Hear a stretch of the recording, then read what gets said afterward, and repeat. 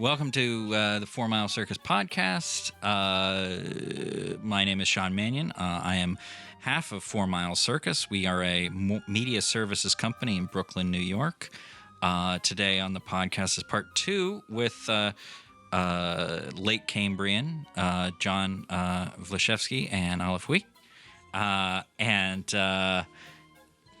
I think the second half, I forget her name, but the second half of 4MileCircus, the other, my business partner, Sheila, my business partner Sheila, I think she's got a tip for us before we get into the second half of our interview. What do you think? What do you think the tip is? I don't know. I don't have the Google Doc. Have you met Sheila? Just the tip. That's what Levi was doing. Was he doing that? He was doing that. And the thing is, I was grader. thinking it like ever since we started this show. It was like this like compulsive thought that I kept like not saying, and then Levi said it, and it was like the floodgates opened. Yeah. And, it's good. We can all admit it. We can all relax. Unwind. Broke the seal on that one. Just the tip. But do you have one? Yeah, I have a production tip. Oh, production tip. That's visuals good. In my head right now are not good. The production tip is listen to people around you when you're in production, whether on a film or an album or whatever your project may be. There's often an idea that, the director or whomever is in charge of whatever endeavor, that was a lot of rhyming, is some kind of like auteur who, has the creative vision and handles everything and knows how everything should be done. And that's usually a pile of bullshit. And you have people around you for a reason, which is that you need them to do your job. And you should probably have the respect to listen to their input on things. Like feedback is essential to the success of a project. So if people tell you like what they or their department needs, you should take that seriously. I don't mean you need everybody's input on your creative vision. They're like, yeah, but what if you made that guy 10 years younger and a lizard and he flies? Like, maybe that's a great suggestion, but probably not. And that's obviously a great suggestion. Well, it's for you then. It's a gift. I'm taking that. That's what meme's going to be now? The protagonist is going to be a next flying project. Lizard? You're going to tell Sarah? Sure, she'll Sarah is already a flying wizard. Lizard with an L. Lizard, not wizard. We're talking about two totally different movies here. I don't understand the difference. Fair point. Is there one? Our listeners can write in on social media if they want and tell us their opinions on lizards and wizards and First the letter. difference. So are you saying that because people don't listen? From your experience? Why is that a tip? Because people don't listen a lot of the time, and we're not going to go into specifics about that. So you have trouble. Is that for sure? You're talking about the auteurs then. You're talking about the director specifically. More so than other members of the cast. Could be the producer. Gotcha. Yeah. The people in charge. Producers should just stay out of it. Or they could do their job, for example. That's Come in with the Coke, stand there with the suit. It looks great, guys. It looks great. Write the check. Yeah. Write the check. But sometimes people who are in charge of, figuring out how resources get allocated have an idea of how resources should be allocated that doesn't jibe with what the people actually doing the things need to do the things.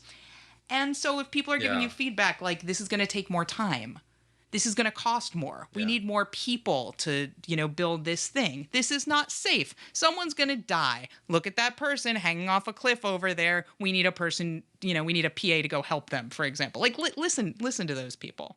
Because even if you're in a position of authority, you may not know everything. You may not know everything about what the people you have entrusted to bring your vision to life need to bring it to life. So if you hired somebody, hopefully it's because they're a good person for the job and they know how to do their fucking job. And you can't give people everything they want. That's not the point. You obviously need to learn to like separate the wheat from the chaff or whatever in terms of feedback and opinions. And like if somebody's like, but we need the Alexa to shoot this on, like we were talking about a minute ago. Like if the DP's like, I need an Alexa. Does the DP really need an Alexa, or does the DP want an Alexa? Right. That's different than if the DP's like, but I need more lenses than this because I'm not going to be able to get the shots that you want, with like, I feel like this is more true for film Could be. On a film set because everybody has a job. Also, this seems very personal for you. I don't want to. I'm not trying to cause trouble here. No, I'm working some stuff out. Yeah. Working some stuff out. I mean, that's why we start a podcast, right? To work out our own problems on here. I'm gonna cry a lot about stuff later. Yeah. Yeah. But that is true, actually, because I'm a music producer, and my job is to take like just a piano and a vocal and then build the whole thing around it, or bring in the musicians and pay them and do that whole thing. So it almost sounds like in your situation, the producer is also the guy with the money bag who has the purse strings.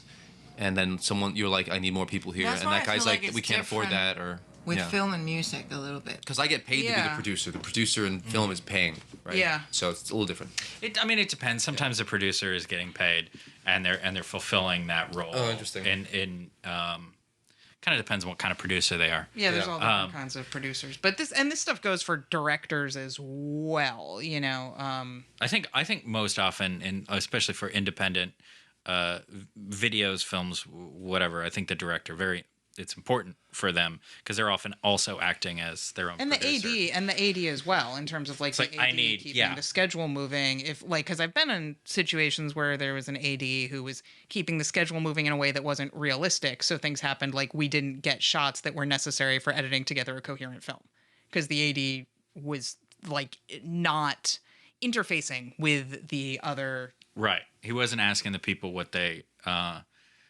needed. No, he was just like, I have made a schedule and we have this much time for this shot and this much time for this shot, and that is what we are going to do. I have gotten no input into this. You know, the DP is saying, this doesn't make any sense. You know, you gave me 20 minutes for this thing that, like, you know, we didn't need that long for, and then for this crucial shot, we have no time, and now our movie isn't working, and the AD is just in their own, like, no, but my schedule. And you're like, but your schedule makes no fucking sense.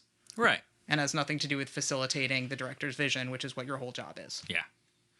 So that's my tip. Just the tip. I mean, that's not a good AD. No, that's not a good AD. Obviously. No. That person shouldn't have that job. That's you have no argument from me. When you argue, when you're interviewing ADs, if the person's like, I'm kind of a type A person, I'll be like, later. No. People think that's what they need in an AD. Oh no, and it's not. No. You no need way. You need somebody that can get everybody to work together, and keep things moving, but keep things moving at the pace that like they need to move. Like, well, relax until you don't need to relax. Yeah. Don't be like that all the time. Yeah. Things are moving along, or if everyone's like stops, it's like chop and then walk away. Not like because technically it's 2:22 and at 3:30 we have to like pack up this whole thing. And exactly. That's a little crazy. Yeah. That's too much. Yeah. This tip actually came from a list of tips. We have a bunch of tips in a Google Drive. Is this like the listicle of testicles? It's a listicle of testicles. But this is a tip that you wrote, actually. So I'm wondering if you have any. Oh, okay. So it is a tip that I wrote, isn't it? It was just on a list, and I was like, listen it was to my people. suggestion. It's listen to people, and I mean, from my own experiences as being a director for the most part, and a producer producing my own film projects, or producing Maybe Sunshine, for example, which John and Olive appear in as the antagonists of Lisa and Levi, or Lisa, who was a previous podcast guest. Who do you think was at fault? In Maybe Sunshine. In Maybe Sunshine? Also them. Them. Right? Like, I think that's what's funny about it. That's what's funny. That's what's funny, like in the writing of Thursday. It, is that that the whole joke is that Lisa's kind of in the wrong, and realizes it always partway through everything. She's like, oh, and then goes into existential despair. And that's one of the things I loved about it when I read it when I met them. Was she's kind of the bad guy in the whole show, but not on purpose, just out of. But my experience in doing those has always been that, like, when I thought that, I mean, I haven't usually had that attitude of like, well, I'm doing the thing and so I'm right and it's my thing and whatever and everybody should shut up. But that I know that, for example, I was talking in between recording here about I'm not a good shooter. I'm not a good like camera guy. So I want to work with people who are good and who know the thing. And I want to say, I want to get this shot. And I say to the DP, like, what do you think? Can we get that? Like, will that be good? And they'll either say, yeah, I can do that. Or they'll say, this would be better. And I'm like, cool. That's what you're here for. Yeah. Is to make it look good. Mm-hmm. That's what the actors are there for. They're there to be good on camera. So I'm like, so oftentimes I'll have something scripted and I'll have like an idea of blocking and stuff, and we'll work it through. And the actors say, this is really awkward for me to do it this way. This is just not. And I've seen in other situations, sometimes when I've been a PA, which I don't do as much anymore, a director or somebody say, well, you just do it anyway. Just do it anyway for this reason. And sometimes there's a reason for that, but oftentimes it was just, well, that's what it was written. And usually I'm just like, well, if it's awkward for you to do it, it looks awkward on camera, then it's bad. So let's not do that. What's going to work? And then working with people and listening to what they have to say. Or somebody saying it's really awkward for me to phrase this line this way. Can I say it this way instead? And I say, well, let's do it both ways. And usually they're right. Or at least if they're not right, they at least get to be heard, which makes them feel more like a part of the team because they are a part of the team. And it's just a good, even if you don't do what people suggest, listening to people, I find is a useful way to just have a good work environment. You kind of have to be open to what the universe has to offer. Yeah. Because sometimes it doesn't have to offer that one thing you really wanted it to be. You have to be flexible. I know you want to see it. Yeah. Like, as a musician, it's like you want to see, like, I want to hear that. Can we just hear this before you say no to it? You know what I mean? Yeah. But when you're filming and you've got a budget and you have time, that's not the best approach. Like, can we just see this? Then you're wasting everyone's time to see it. And then you're looking at the daily and go, no, I don't like it. Yeah. Like, so if someone, you're right. Just roll with it. A budget and time is actually a great thing. Otherwise, it will go on forever. Yeah, so within the budget and time, how many options you have. Options are always good. Don't spend your time on set like negotiating. No. Just have them, and later on, it will be the director and the editor's choices. Yeah. I mean, if you're David Fincher and you've got unlimited money and you can make Ben Affleck say the same line 300 times for Gone Girl. Oh God. Which he does. He does it for every actor. Yeah. Actually, the movie Zodiac, which is probably my favorite Fincher film, he had Jake Gyllenhaal throw a notebook on the table 64 times, and it was just him going like this, and it just didn't land right, and he kept doing it. But that's like unlimited budget and proven director and a guy who everyone knows when they sign up what they're signing up for. Yeah, that's true. But if it's freaking Rush Hour 3 and it's Brett Ratner, that guy should take suggestions because he fails in almost everything he does. So it.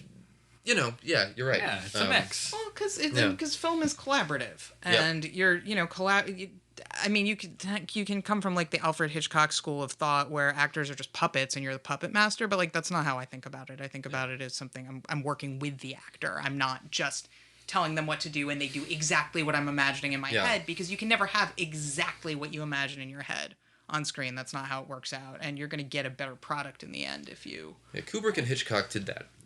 But that's a different. That's a whole different era. Style. It's a whole different era. Yeah, and also you're they're two of the greatest film directors of all time. Yeah. And I mean, so am I, obviously, but I mean, obviously. Obviously. So people can find out by watching Small Talk. I wanted to. Oh yeah. Yeah. But enough about film. Let's talk about music. Cool. You guys are musicians. So making an album, that's easy, right? That doesn't cost any money. Like that just happens, right? You just show up and you play a guitar. Is that right? It's a miracle. Money grows on trees. You play the guitar loud enough and it falls. Yeah. Beautiful. Yeah. So how do you guys put together an album? Like it costs. Right? Yeah. A lot of albums fall apart in the studio.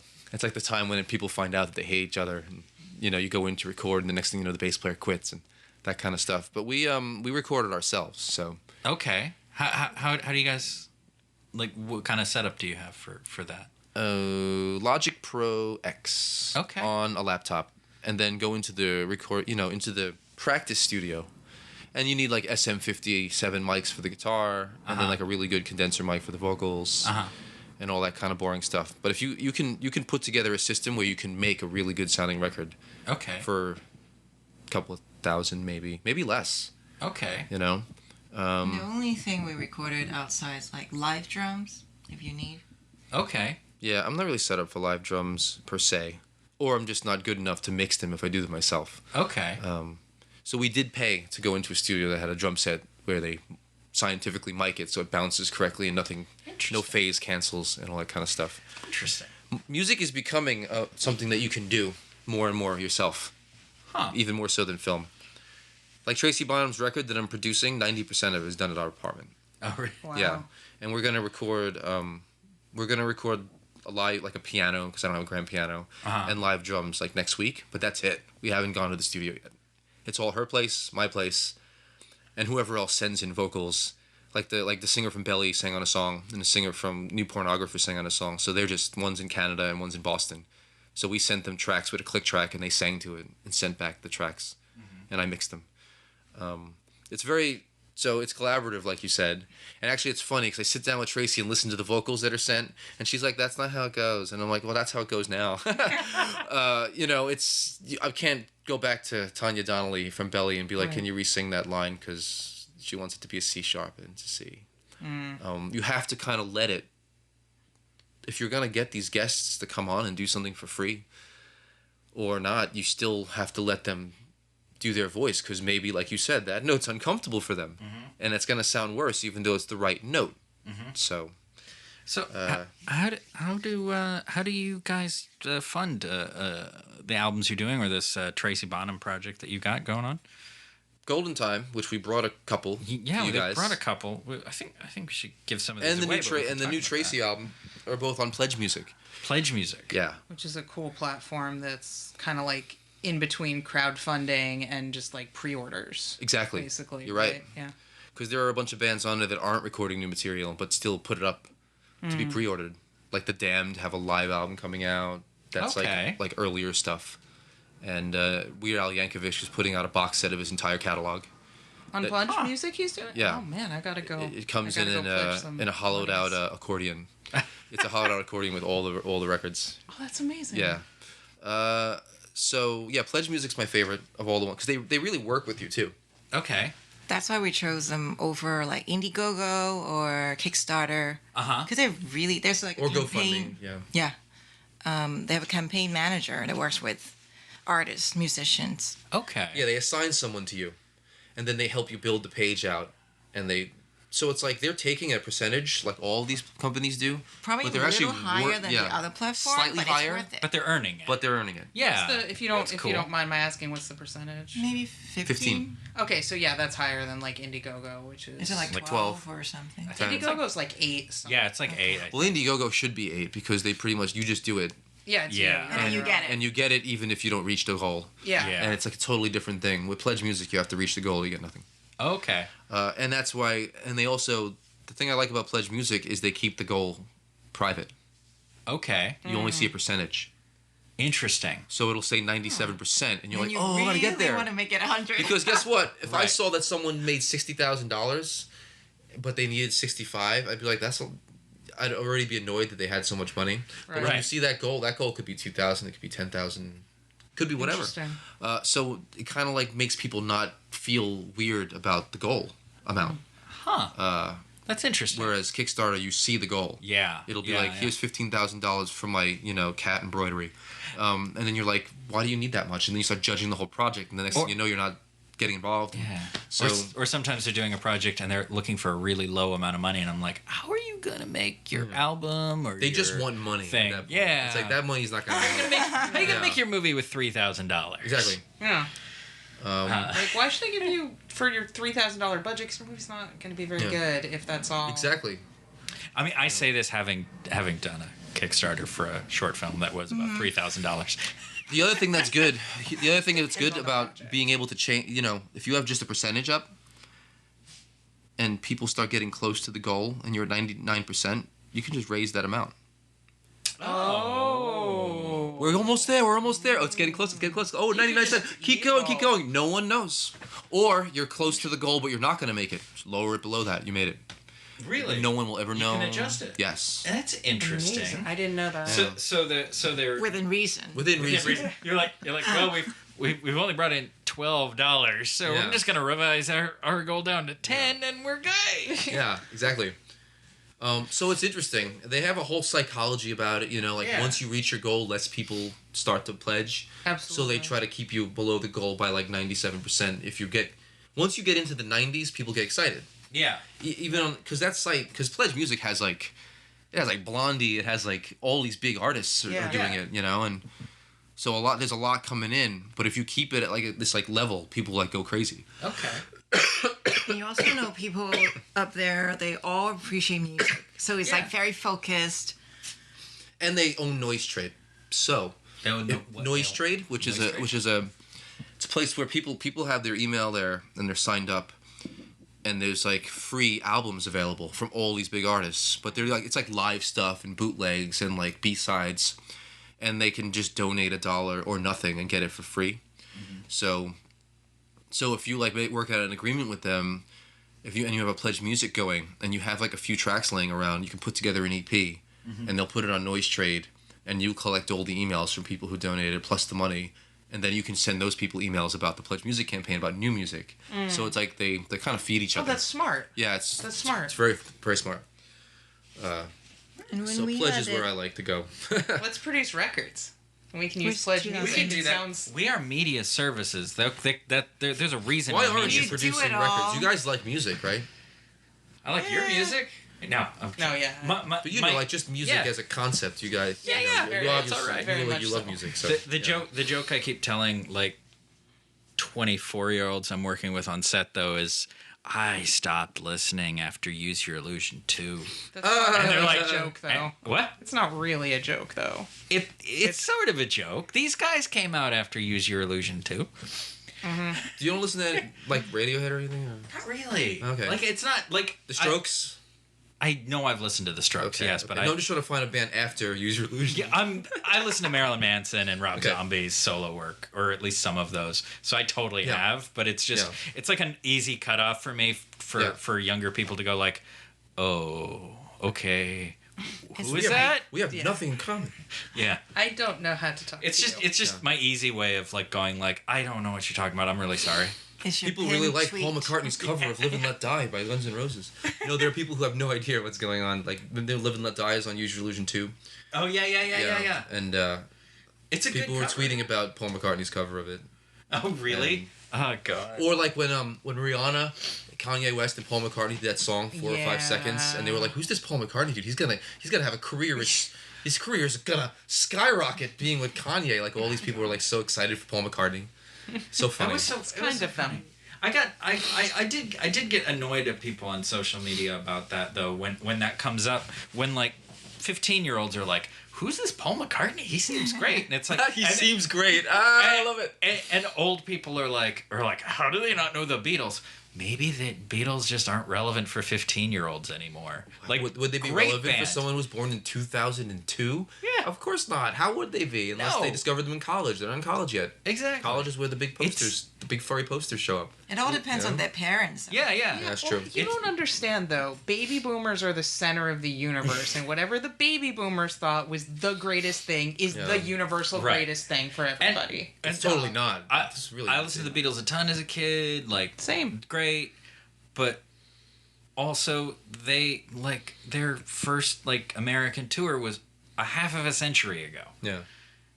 And they stopped making music a half a century. Exactly. Yeah. It's been almost half a century since 1969. Yeah, 1969. It's 2017. Like, there's a lot of next year, I think Sgt. Pepper is 50 years old. Mm-hmm. It's a great album, but it's also half a century old. How can you not know who Beethoven is? Exactly. So, but who knows everything? Yeah. Let kids be like kids. Use it and be stupid. Music is to bridge a cultural divide, so people get offended when you don't want to meet them at that station. The Beatles is where I am. Well, I'm over here at Kanye. Well, fuck you then, because you don't like what I like.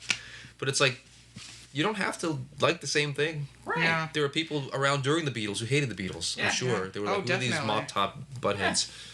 You know. I think that's a good point though. Is you know, you don't have to. Not everything has to be for you. It's a thing that I keep having to remind myself about everything. It's like, I don't like that, but that doesn't mean it's bad. Yeah. You know. Bad for you, maybe. Yeah, it's like it's not something that I'm into, so whatever, that's fine. But so you used Pledge Music to fund a couple of your albums, is that right? Is it including Golden Time here, and this new project with Tracy Bonham? Yeah, that was and it was super successful. Yeah. Actually, the Golden Time one, we made enough money that we were able to tour for a month in the UK. That was going to still put out a CD. Yeah, that was going to be my next question. Is like, how do you guys cover tours? Does it also? I mean, that was like touring is like hemorrhaging money out of your ass every day. That's what it is. So you have to have like a really good merch setup. Okay. And you've got to be able to like, that's a lot of gas and food and But it all hotels. starts with like what you want to do first. A lot of people said, well, if I do pledge music or crowdfunding, what should I, get money for? And it starts with, it's like chicken or egg first. If you don't have the money, you don't have the vision, you have to sort of think, okay, I want to have a new album, I want to tour, and then break down all the amounts and not let it scare you. Right. You got a budget for it, yeah. So, do you remember what are the rewards we have? There was one that was, you want to scream on our album, and... Yeah, there were rewards on there that were like screaming on the album or name a song, like whatever you want the song to be named. We'll name it. We named a song after someone that pledged. Oh, really? So there was the third song, Ilamask, is the name of a makeup company, because there's a UK makeup company that paid $1,000 to name the song. Really? After their company. Wow. That's interesting. Yeah. That's interesting. Like, but then, isn't that weird, right? Yeah. So then we had to write a song that would kind of reflect their vision. And they're called, their makeup for your alter ego. Their makeup is not about looking pretty. It's about like gothing yourself up and really having like interesting like designs on your face. Playing off your imperfections. Yeah. So it was the right freckles. Yeah.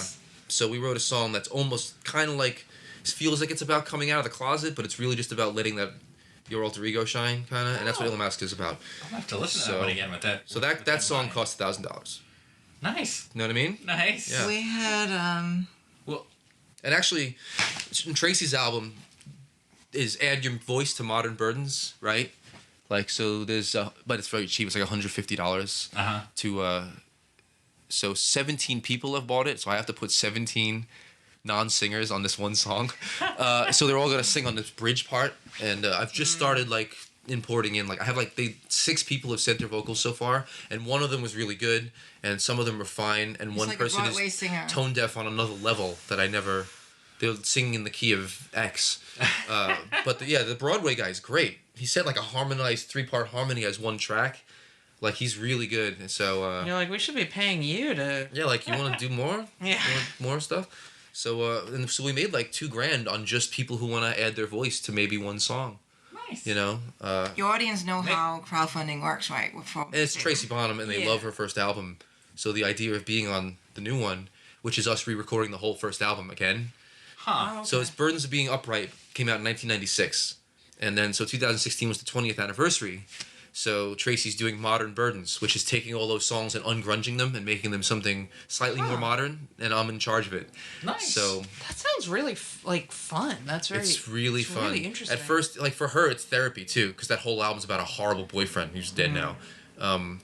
So she's like, it's fine, but it's fine. No, it's fine. But she was like, it's very difficult because these songs are personal to me. So when you send me first mixes of what we're doing with them, I'm like shocked and kind of immediately like no, and then I sit with it and then we like get together and it starts to like make sense. Yeah. So for her, it's a way to step out of the personal nature of what that meant 20 years ago. And try to update it. That's cool. Like her song Mother Mother is the #1 song. Right. So we wrote a second verse where it's like Trump is trending, the world is ending. Like we changed the lyrics a little bit to be modern burdens, I guess. Yeah. It's a fun project. That's cool. And we got Sadie Dupois from Sad 13 and Speedy Ortiz on it. Tanya from Belly. Right. Kay from Letters to Cleo. Oh. Catherine Calder from New Pornographers. Rachel Yamagata. Nicole Atkins, who's a new singer who's really good, yeah, and Angie Hart from Frente. So, and they've all sent, and she's in like Australia, and she's like a good friend of ours. So they're all sending us vocals for lead tracks. So the 7 of the songs will have different lead vocal females on it, and then the other remaining 5 is Tracy. Nice. So we're trying to turn it into like a girl power kind of. Yeah. Trump's in the office. Fuck you! Project. Like let's bring all these older and younger singers together and say, go fuck yourself. I'm so interested to hear this. It's gonna be it's. I just finished Tanya from Belly. Yeah. She did Sharks Can't Sleep. It sounds pretty good. I'll play it for you. I have it in my email. Sweet. One of the other things you were mentioning was good. I wanted to was that here on Golden Time that the cover. Which is very good. These are all faces of people who supported. Oh yeah. You were saying. Yeah. One of them is if you pledge before July 1st. July 1st, Yeah. 2014, you get to have your face on our album. So you are on the cover. So we thought maybe there would be like 5 people, 10 people. There were 113 of them. So I drew all of them. And you and there is you're very looks great. good. So it looks like they're like spiraling. My parents are on there. I don't know if you could find them because I'm adopted, but they're on there. And Olive's parents are on there. How big is the original of this? This is like how big? Vinyl sized. Vinyl Okay. size. Bigger. It's a little bigger Like than vinyl. double. So like- so it was 24 by 24. That's But the But that's canvas still, is very if listeners at home, if we'll link in the show notes to, you can see an image of this cover, what it looks like, but that's not even that big for this many faces. Because you're holding a CD and it's small. Even the big. Even like, 2 feet by 2 feet I'm saying to that's draw still them a was lot still of a lot of. detail. it's impressive. It's Yeah. impressive It work. took forever.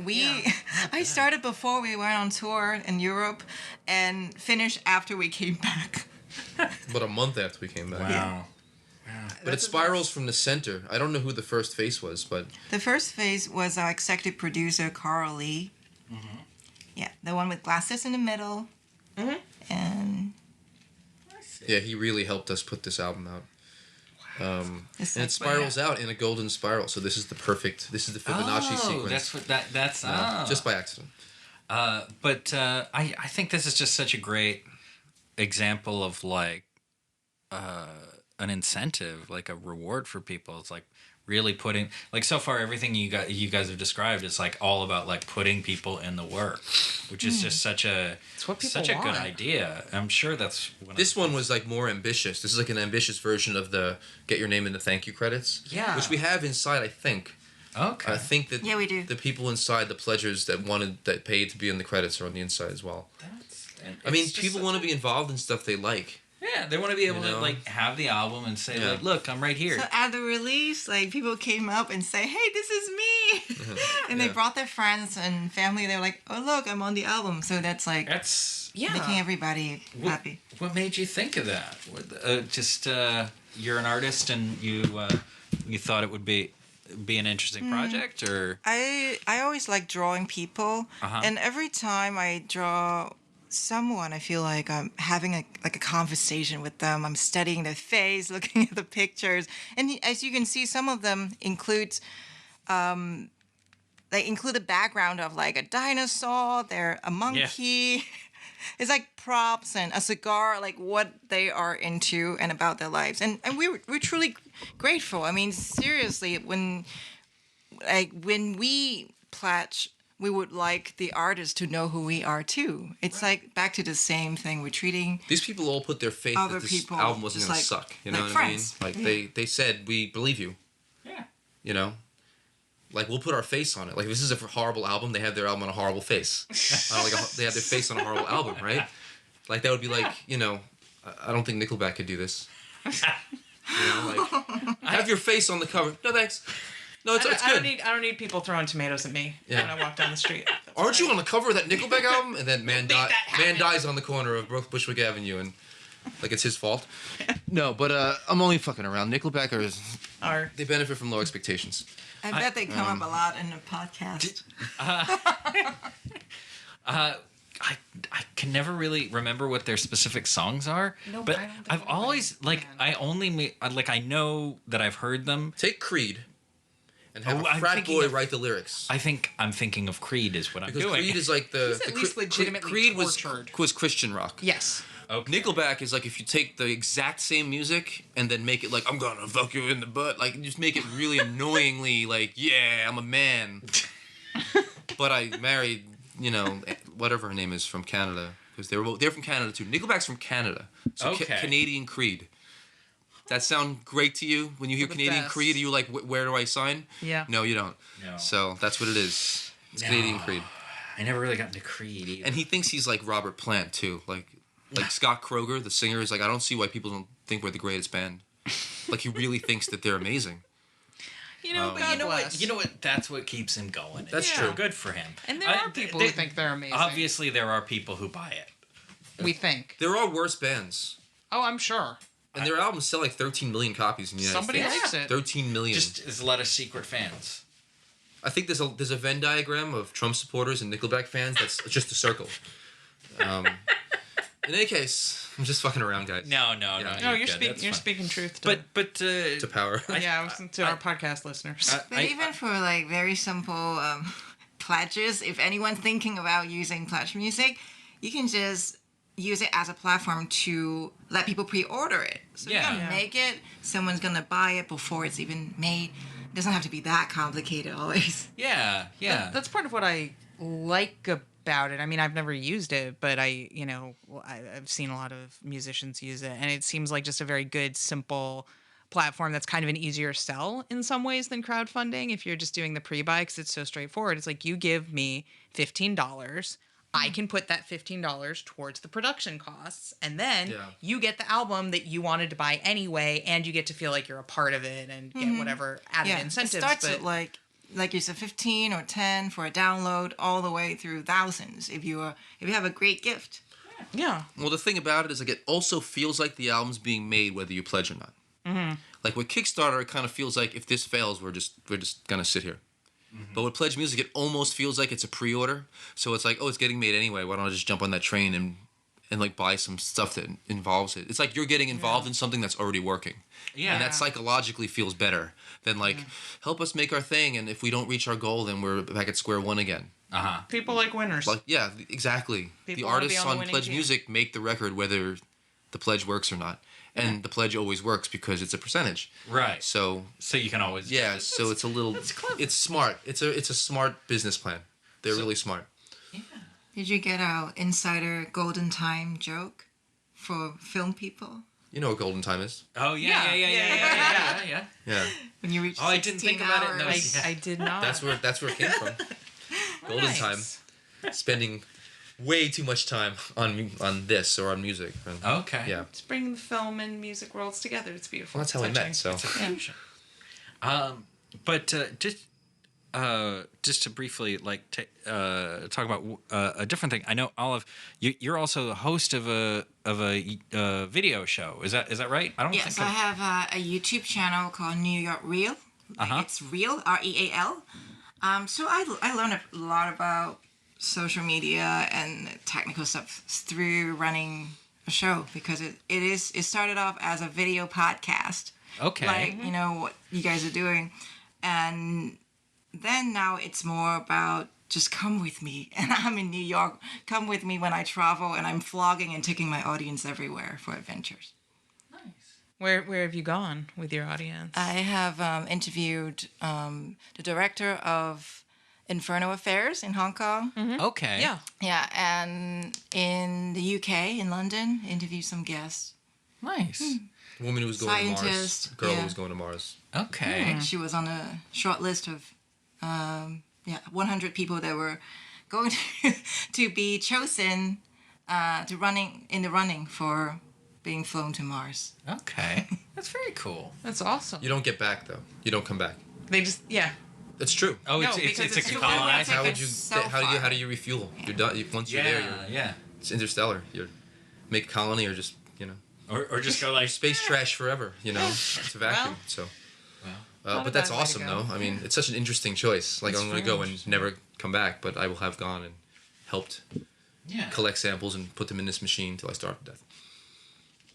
Or make potato poop, like Matt Damon in The Martian. Poop potatoes.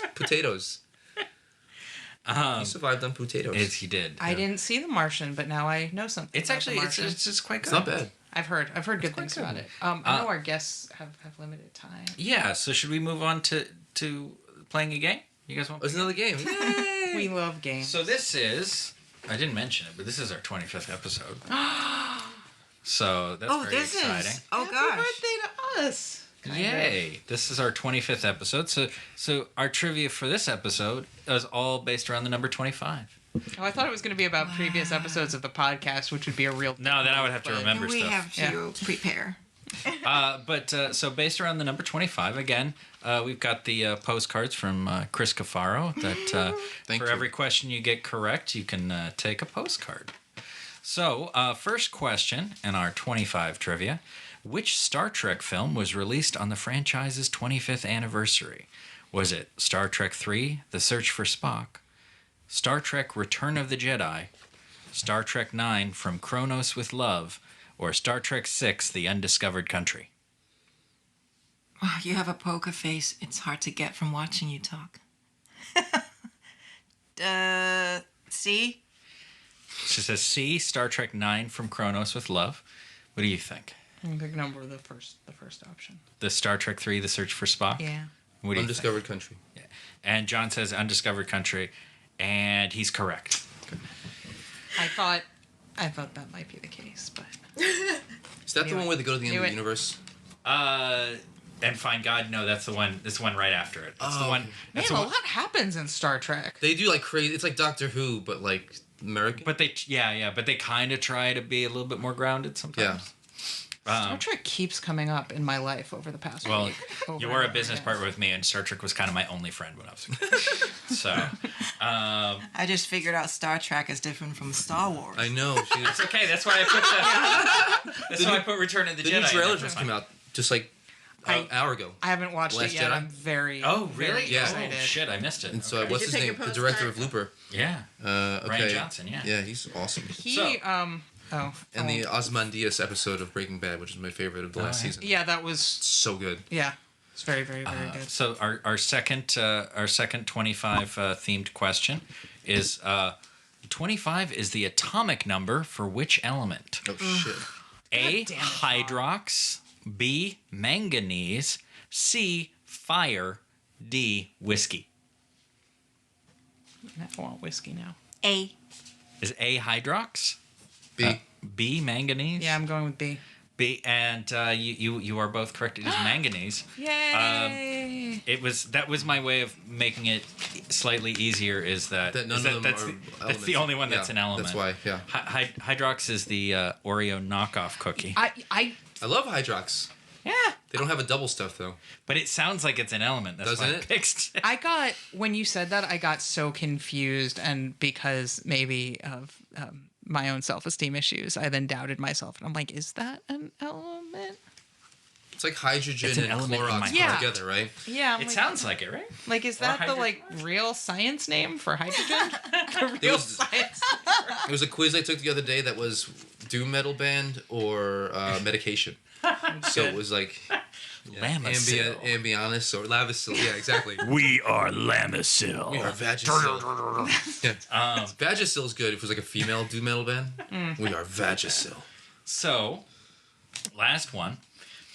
According to the song, in the year 2525 by Zager and Evans, this is a 60s song that I heard a lot. No, I can't sing. 25. Yeah, in the year I 2525. made that wow. up. I don't know Here's it. some I of- don't know it. That's just how. That's all what you it can sounds sing. like. That's literally all that would happen. So In the year it's 25. one of those weird like 60s like, man, like what's gonna happen in the future? We're all they're gonna be flying like cars. eating pills, and that's like our and stuff like that. So it'll But be like their lives right here's- then. So here is how it goes, and so this will be extra fun because I'm the only person in the room that knows the song. So according to the song, in the year 2525 by Zager and Evans, and these are actual lyrics from the song. If man is still alive, if woman can survive. Oh God, I hate. I this know, song right? already. It's terrible. Wait, if man is still alive, if woman can survive, this Yeah. is fucked The up. 60s. It's like fucked up. The 60s were messed up. wow. But It's It's so like children of men. if man is still alive, if woman can survive, what may they find? A dog. That's so anticlimactic. B, like peace and love and happiness, man. Oh please no. C, nuclear-powered zombies. Or D, they never say what man and woman may find in 2525. They just start talking about other years like assholes. Huh? I'm voting for D. D? So Nicole says she thinks that it's D. They never say what man and woman may find in 2525. They just start talking about other years like assholes. What do you That think? sounds like a very long answer. It is a little bit. It's a little bit lengthy. But it could be true. It could be Because true. you needed to explain. I really wish it was. I complicated really song, wish. I really multi-layered. wish it was nuclear zombies, but I feel like it's like a. You said 60s. Yeah, it's a 60s. Yeah, they song. weren't really into nuclear zombies at that point. If it was the 70s, I'd be like maybe. Maybe, So I'm gonna go with D. You're gonna go with D. Yeah. And what do you think? I'm gonna go with a dog. You're gonna go with a dog? That would. Be, I hope it's a dog. I hope it's a dog. It's the last one. They just never say what they meant. Yeah. No, the song goes, in the year 2525, if man is still alive, if woman can survive, they may find. And then they say, in the year 3535. Oh my God. They never finish the sentence. It's like, And it's so no frustrating. more monkeys jumping on the bed. And then they don't even stick with the. Angry. It goes like 25, 25, 35, 35, 45, 45, 55, 55, 65, 65, 75, 75, 85, 10. Oh, I want to kill them. 95, 10. It's a terrible song. Fuck them. But Are you it gonna has two play the 25 song cent. on the show? No. I think people should go and find it. Or not. No, they should Google it. I have a comment on nuclear zombies, though. Yeah. Which is that I learned on social media that at Coney Island now, they've got a new virtual reality ride, and I'm a big fan of virtual reality rides. And it's like wearing a zombie a cyclone shirt. Yeah, I am, actually. Is it like Didn't even plan 4D or like glasses? 7D. Oh shit. Whatever the fuck that Smell means. of Is vision. it open? I just Taste saw it on of vision. Twitter. It's right by the Wonder Wheel. I follow a lot of Coney Island Twitter accounts. So 'cause 5 they keep me- senses? Yeah. And then what are the other 2? 6 sense? Magic. Death? ESP and They used to have no spin zone. a VR ride there that I love. This It's like VR 7D roller is coaster. no spin zone. I But can't it says do real roller it's getting coasters, warm, the so VR it's the ones. time to go. Yeah, dude. Yeah. I'm gonna. So that's another tip. Go see that thing. Mute zombies with taste of vision. But Yeah, you know, this taste brain. the brain. Yeah, exactly. before we wrap up, Very coppery. these lovely people brought us some Music. wonderful That you can merch hold. of theirs that they were talking about. I'm gonna keep this one. right Yeah, here. I kept one. I and took Nicole a shirt kept too. one, and so I have four. I have 4 CDs of Golden Time. I think we should like not all of them right now, but maybe if people were to leave a comment on the Why don't we plan On a the contest, iTunes. and when this episode comes out, we can Re-record explain- it? We can do a little.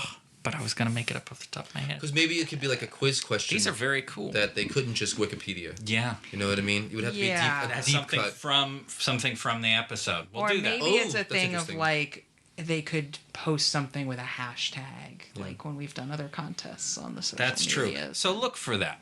We'll look have for a that. contest. So look we'll for talk that. about So it. Look for that. We got know, four late We'll have Cambrian coffee. We'll albums. contest. We got We need a new we got- hashtag for whenever conversation turn into being about films. Because it happened like yeah, it's like a nonstop. habit. It's a Yeah. bad Gravitational habit of pull ours. of film. Like we Yeah. need to make like a contraction. The Yeah. Gravitational pull of film. too long. GPOF. GPOF. G-Puff. GPOF. G-Puff. The G-Puff. Okay, so we'll give some stuff away. These shirts are great too. This Yeah, tiger thing. I'm keeping this. Laser Just- tigers. Laser tigers are. Laser tigers. So These shirts have the tigers have laser beams. coming out So of we their got some eyes. stuff to Pretty give cool. away, and that'll be cool. Yeah. So that was our celebration of 25 episodes with the lovely people of Lake Cambrian. Where can people find you guys online again? LateCambrian.com. And then all social media after that. Instagram, Twitter, Facebook. Hello.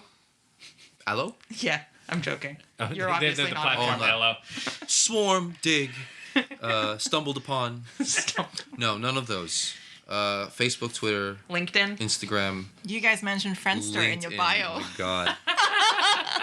Friendster. I remember Yeah. being on Friendster and Me being too. like, "What the hell is this?" MySpace. MySpace. Yeah.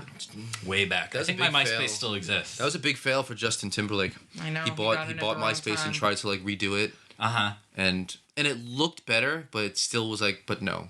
But it's still there. It's still Nobody's there. using There's it. like big, huge photos now and stuff going on. Yeah. For a minute, they were paying writers, so I knew a bunch of people who were writing for MySpace because they'd actually pay you to write, which is this weird idea that sometimes people mess around with. What a bad idea, paying writers. Pfft. It Anyway. is a terrible idea. And where can people see your YouTube show? New York Reel? It's called New York Real. And I am Pineapple O at Pineapple O on all social medias. Nice, fantastic. And we're 4 Mile Circus. It's the number 4 followed by Mile Circus. And you can find us at 4MileCircus.com and Twitter and Instagram and Facebook. It's all 4 Mile Circus. LinkedIn. Nicole really wants to be your friend on Facebook, and we'll talk to you next time. I don't make friends. Thank you, Sean. Thank you, Thanks for Nicole. joining us. It's It's been fun. 25. Woo!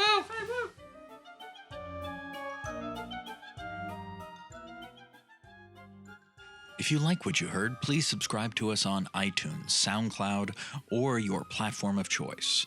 Please visit us at 4MileCircus.com to learn about our other projects and services, and be sure to follow us on Twitter, Facebook, and Instagram at 4MileCircus.